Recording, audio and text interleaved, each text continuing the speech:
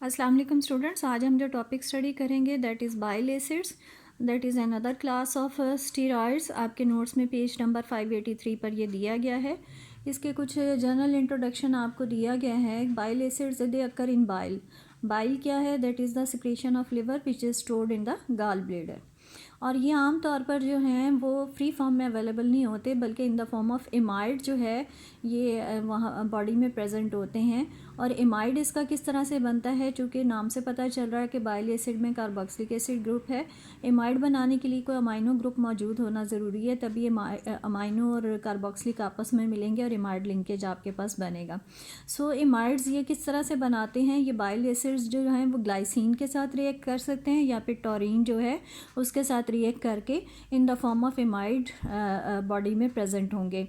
अगर ये ग्लाइसिन के साथ मिलके जो है वो बनाएंगे एमाइड, तो उसको हम जो है ग्लाइकोकॉलिक एसिड का नाम देते हैं। और अगर वो टॉरिन के साथ मिलेंगे तो टोरोकॉलिक एसिड की फॉर्म में जो है ये मौजूद होंगे। नीचे आप देखिए यहाँ पे 5 बीटा कोलैनिक एसिड और 5 अल्फ़ा कोलैनिक एसिड जो है उन दोनों के स्ट्रक्चर दिए गए हैं। मैंने आपको कोलैनिक एसिड का स्ट्रक्चर जो है वो पहले ही बता दिया था। इसमें 5 अल्फ़ा और 5 बीटा इंडिकेट के 5th पोजीशन पे जो हाइड्रोजन है, अगर वो आपकी अबव द प्लेन है तो वो बीटा पोजीशन होगी, और अगर वो बिलो द प्लेन है तो उसको हम अल्फ़ा पोजीशन का नाम देंगे। इसके बाद देखिए यहाँ पर कुछ मज़ीद जो है वो इन्फॉर्मेशन आपको दी गई है। बाइल्स जो हैं they are present in the form of sodium salts. Amides के आगे सोडियम साल्ट्स बने होते हैं और बेसिकली ये इमल्सिफाइंग एजेंट के तौर पे जो है वो एक्ट करते हैं।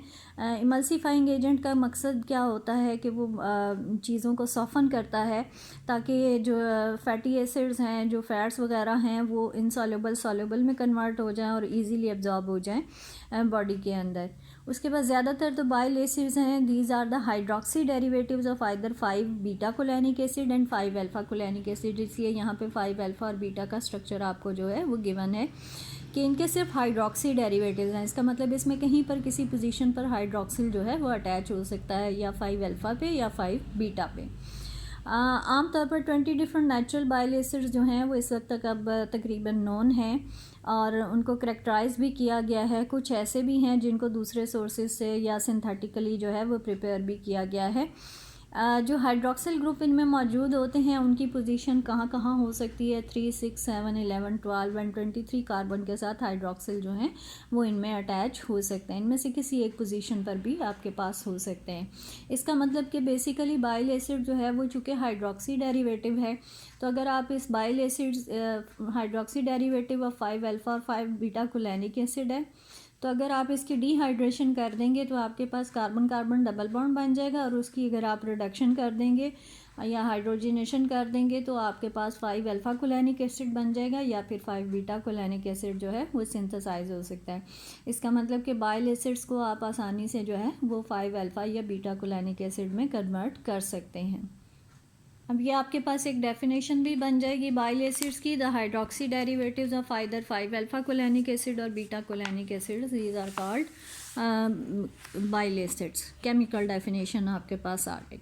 उसके बाद देखिए नेक्स्ट पेज पर आपके पास जो है पेज नंबर 584 पर आपके पास जो है वो डिस्कस किए गए हैं synthetic route of 5 alpha and 5 beta cholanic acid. सबसे पहले देखिए 5 बीटा कोलैनिक एसिड जो है उसका सिंथेटिक रूट है। इसका ये स्टार्टिंग मटेरियल कोलेस्ट्रॉल का स्ट्रक्चर है, और इसमें आप देख रहे हैं कि मिडल ब्रैकेट के ज़रिए से इसको ब्रीफली जो है वो एक्सप्लेन किया गया है।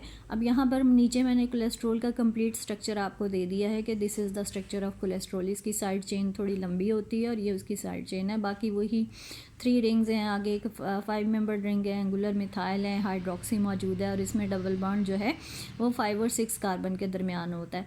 इसी कंपाउंड को उन्होंने रिड्यूस करके इस तरह से लिखा है, चूँकि फर्स्ट 2 रिंग्स के ऊपर चूँकि रिएक्शन होना है तो अगले दो बॉन्ड्स जहाँ पर हैं वहाँ पे लगाइए और उसको मिडल ब्रैकेट। इसका मतलब बाकी सारा स्ट्रक्चर एज सच रहेगा, उस पर कोई रिएक्शन नहीं हो रहा। सबसे पहला स्टेप देखिए, कोलेस्ट्रॉल जो है उसकी ओपन एयर ऑक्सीडेशन करें।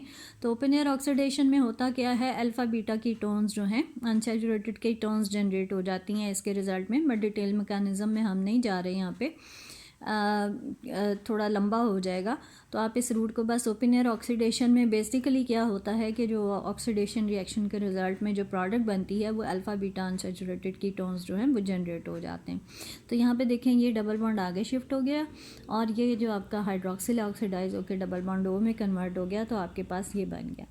इसको कोलेस्ट्रोल का चूँकि डेरिवेटिव है तो कोलेस्ट 4 पे ईन है, 4th कार्बन पे डबल बॉन्ड है और 3 पे ओन है, तो कोलेस्ट 4N3 ओन आपका इसका नेम आ जाएगा।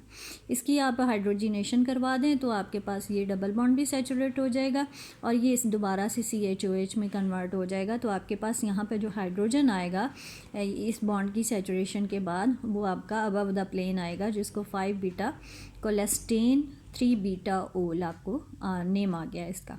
चूँकि कोलेस्ट्रोल के डेरिवेटिव हैं तो कोलेस्ट्रोल 5 पे बीटा है और 3 पर आपके पास ओल आ गया। उसके बाद आगे देखिए इसको जो है वो रिएक्शन करवाया गया है with chromium trioxide. Chromium trioxide से ऑक्सीडेशन करवाई गई है। ऑक्सीडेशन में क्या होगा, ये C डबल बॉन्ड O हो जाएगा। देन जिंक का अमलगम और HCl, दिस इज़ क्लेमेंजन रिडक्शन यहाँ पे हुई है। क्लेमेंजन रिडक्शन में क्या होगा, कीटोनिक ग्रुप रिड्यूस हो जाता है CH2 में। सो पहले ऑक्सीडेशन पे ये C डबल बॉन्ड O बनेगा और उसके बाद जब इसकी क्लेमेंजन रिडक्शन होगी तो ये CH2 में कन्वर्ट हो गया। फाइनली आप इसकी ऑक्सीडेशन करवा दें।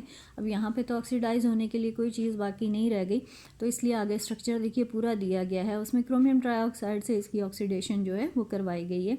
देखिए क्रोमियम ट्राई ये कोलेस्ट्रोल की साइड चेन थी। ऑक्सीडेशन चूँकि सैचुरेटेड है, ऑक्सीडेशन होगी तो जहाँ पे ब्रांचिंग बन रही है वहाँ से ये बॉन्ड टूट जाएगा और यहाँ पे COOH आ जाएगा। तो आप देखिए एंड प्रोडक्ट में CH2 और ये COOH आपके पास आ गया। इसको हम नेम करेंगे this is 5 beta cholanic acid. जब आपने 5 अल्फ़ा कोलैनिक एसिड बनाना है तो रूट सारा यही है, सिर्फ थोड़ा सा एक रिएक्शन रिवर्स हो गया कि अल्फ़ा पोजीशन लानी है। तो अब आप पहले ऑक्सीडेशन नहीं करेंगे, पहले आप इसकी रिडक्शन कर लें डायरेक्टली। तो कोलेस्ट्रोल की जब आप डायरेक्टली रिडक्शन करेंगे डबल बॉन्ड की, तो यहाँ पर जो बॉन्ड हाइड्रोजन आएगा वो आपके पास बिलो द प्लेन आ जाएगा। इसको हम कहेंगे 5 अल्फ़ा कोलेस्टेन 3 बीटा ओल आपके पास आ गया।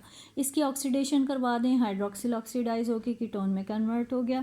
इसको फिर से जिंक अमलगम से रिडक्शन करवा दें, ये सेचुरेट हो जाएगा और फाइनली ऑक्सीडेशन करवाएंगे तो साइड चेन की ऑक्सीडेशन शुरू हो जाएगी और उसी तरह से जहाँ पे ब्रांच है वहाँ से बॉन्ड टूटेगा और आपके पास ये एंड प्रोडक्ट बन जाएगी और ये आपके पास 5 अल्फ़ा कोलैनिक एसिड जो है वो सिंथेसाइज हो गया।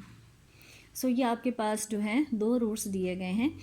5 अल्फ़ा और 5 बीटा कोलैनिक एसिड जो है उसको आप किस तरह से सिंथेसाइज करेंगे फ्रॉम कोलेस्ट्रोल।